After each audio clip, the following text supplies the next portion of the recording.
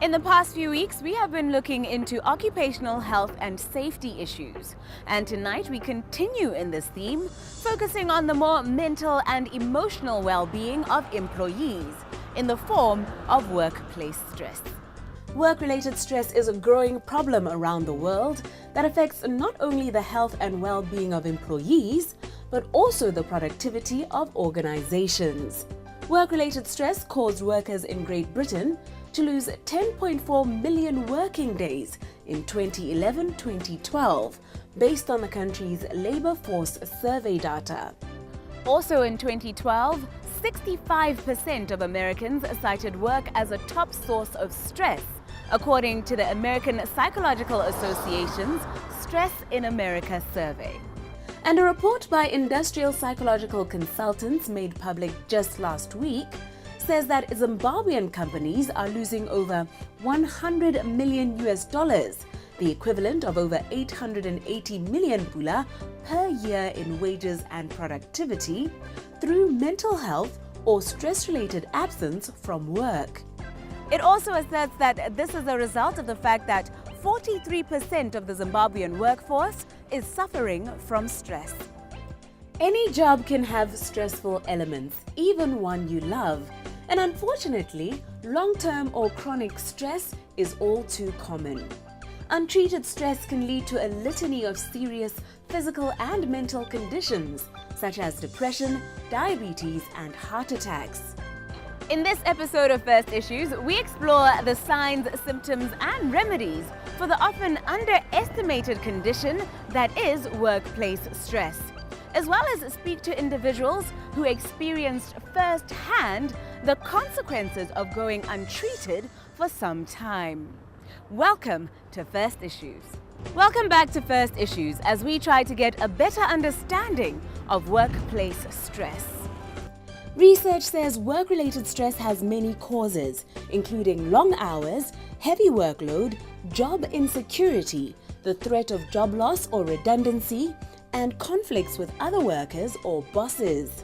And say the symptoms of work-related stress may include anxiety, a drop in work performance, feelings of being overwhelmed, fatigue, and headaches. Our first guest is returning consultant cardiologist Kiran Bhagat, who explains exactly what goes on inside a person's body when they experience stress.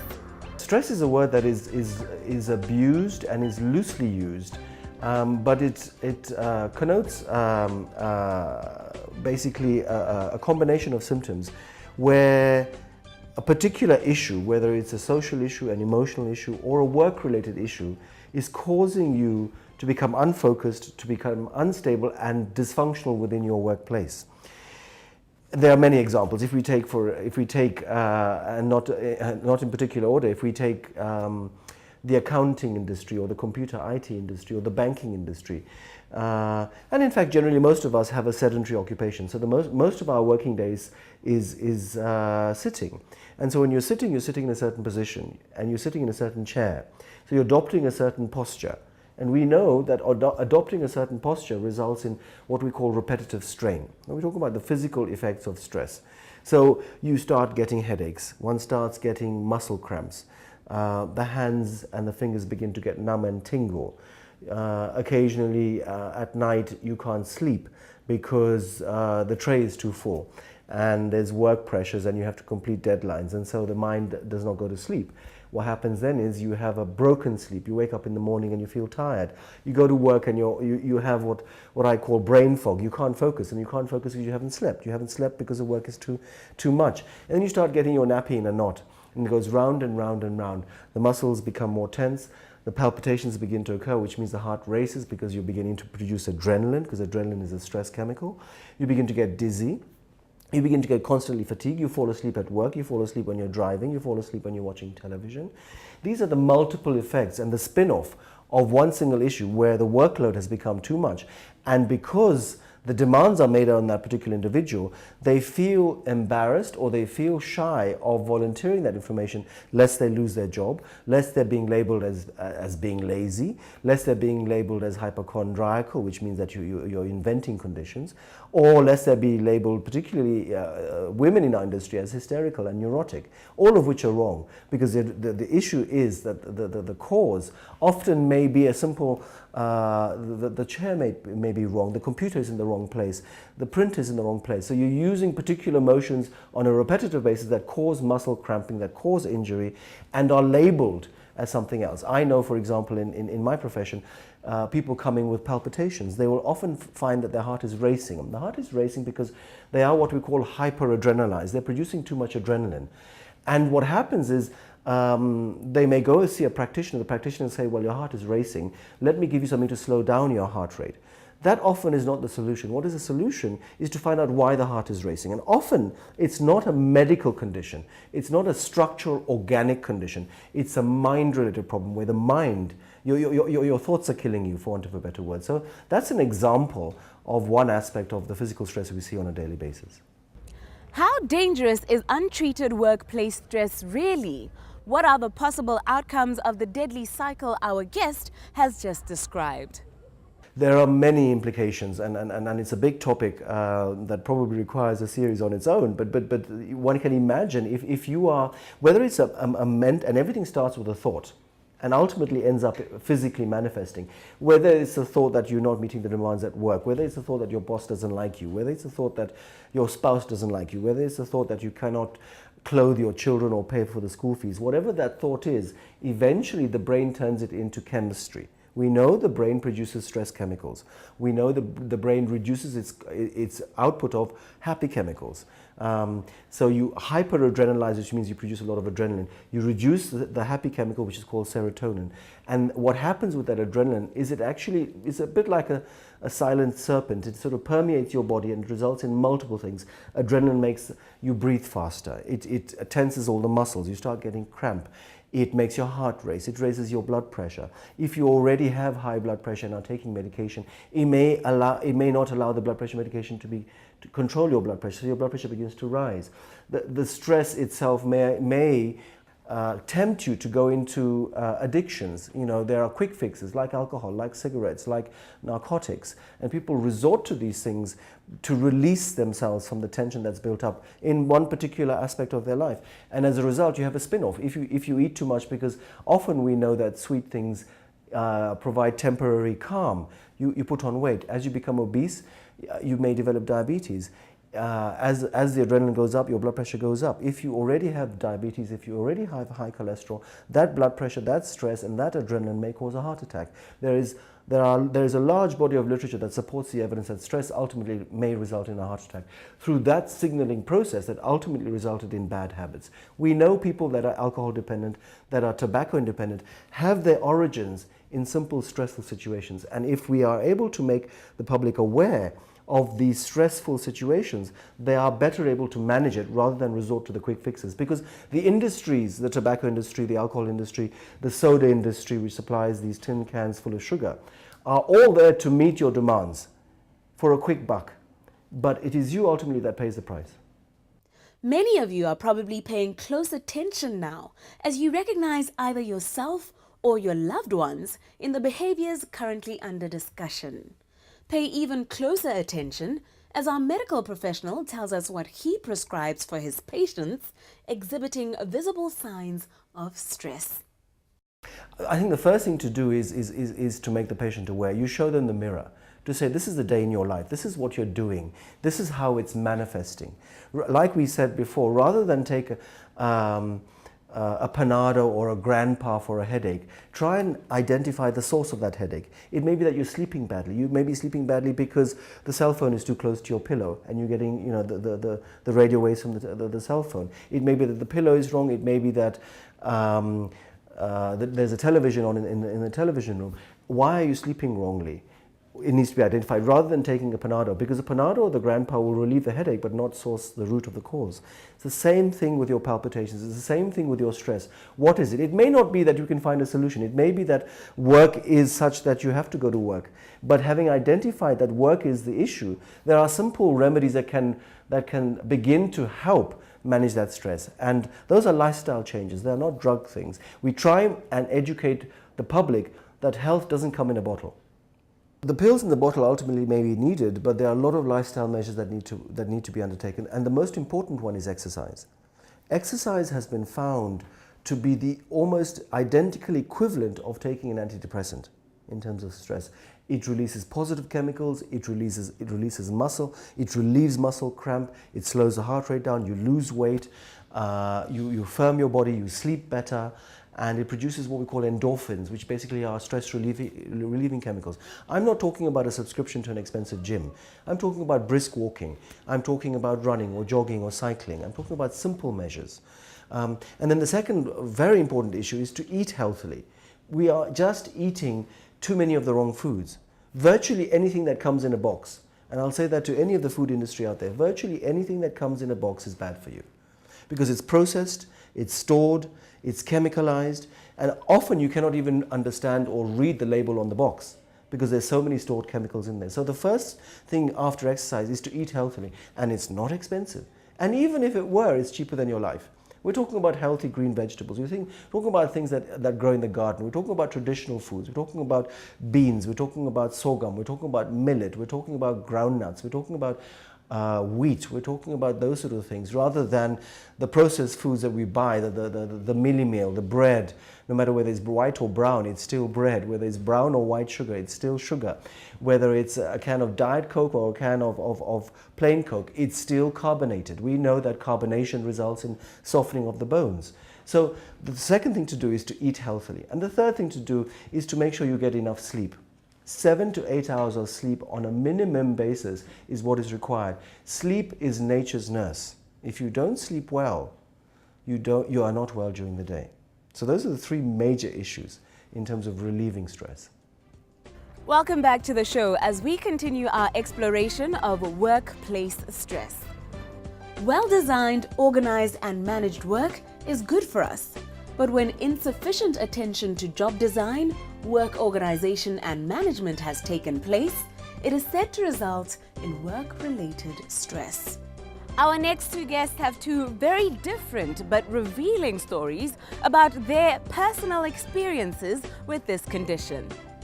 I went through a period at a former workplace where there was a lot of changes that were happening, and for some reason my role had to bear a lot of that responsibility of making sure the change happens. But my employer was not very supportive, or maybe they didn't understand the extent to which the role went. As a result, I became so stressed out, but at the time I was all concerned about getting it right at work. I was concerned about making sure everything is done. I wasn't sleeping right, I wasn't eating right, and as a result, I think 6 or 7 months into the role, I started to feel I couldn't eat, I couldn't hold food down. It felt like a very severe type of heartburn. So I was taking normal over-the-counter medicines, but it got so bad that at some point I decided, okay, fine, maybe just go to the doctor. And I was diagnosed with a stomach ulcer as a direct result of the stress that I was going through. And a couple of months after that, I started to lose sight in my left eye. I went immediately to my optician. I got glasses. Instead of going to a proper eye doctor, I just went and got glasses without having it properly diagnosed. So I went on for about, I think all of this happened in a space here for, I think, 8 months. By the 12th month, it had gotten so bad, I couldn't just getting out of bed was just a problem. Getting to work, trying to focus while you're sick, while you can't eat, while you can barely see, the cost that are medication or thing, just that all of that was just so much that I decided at one point that I just couldn't do this anymore, and I just walked out. I came into work one morning, I handed in my resignation, and I just walked out. Surprisingly, I went through 2 years of unemployment while I was trying to set up my own business. But in that time, I regained my sight. My ulcers, I still have them. But unfortunately, they've progressed to a point where I'm now lactose intolerant. But it's a very manageable situation. I'm self-employed now. It carries a lot more stress, but I manage it better. Our next guest is well versed in all types of occupational hazards, but as he found out, this did not make him immune to this condition.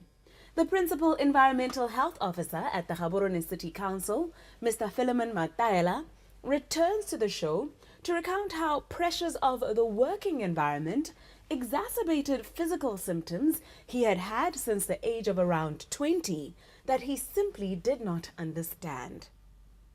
Ke simologile hela ke khona go ke utlwa matlho a me hela ile gore a botlhoko ke na le melala e botlhoko magetla gore o khona gore la go robetse ana utlwa gore ka re wa dikologa le mo mosamo mmele o le botlhoko go itlhella hela yana go tsena ha e leng gore yana setse yana matlho yana o ka re ke tshetswe mmu o itse mmu o ka re o tshetswe mmu matlhong yana o rwantsha mme go sa tswe o rwantsha mme go sa tswe tlhogo le yone di ile botlhoko di pain mo tlhogong mo ile gore ke mathata mo di yana mo le mo melaleng le ya nkiri ba go ha ke na le bothata mme bothata jwa ka ke eng kan emma ke be ke simolla ya no ke renya mente ke bone ba bongaka ke tsamaya ba bongaka ke be ke tsamaya ba bongaka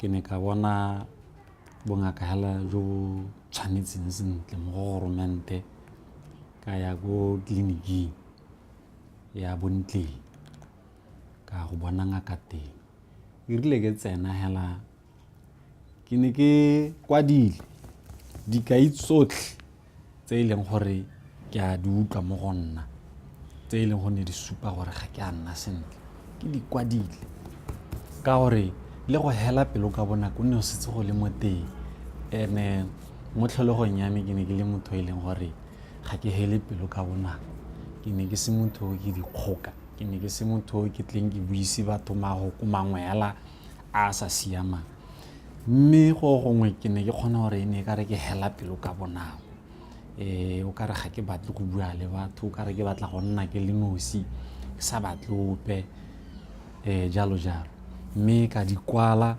sengwe le sengwe se ke se utlwang ka se kwala re lentswa ke itse ka dikgantse tsa bo stress le bone tse dingwe bo depression yaanong kana gate ga e ikalahe le ha o ka tswa o itse ka Setswana hela ngaka ga e ikalahe jalo le nna ka nna hela jalo ka re ngaka ga e ikalahe go tla re ke kwale sengwe le sengwe se ke se utlwa ke be ke kwala ka magetla ona a botlhoko ka matlhone ka go nna o ka re mo gongwe ka re ke a hupela yaanong setse go tsena seemo se go ka re yaanong ke ne le go helwa ke mmogo ka re ke a hupela ke di kwala dilo tse tsotlhe mme ebile gape ke ntlhele ke mo gongwe ka re ke na le letshogonyana ga ke robetse ke ane ke tlalwa ke letshogonyana ke botsa gore letshogo le ke la eng go na le gore mo gongwe o tlele ke letshogonyana le la o ka re o tshaba letshogo la go swa kgotsa seseng ke be ke di kwala dilotse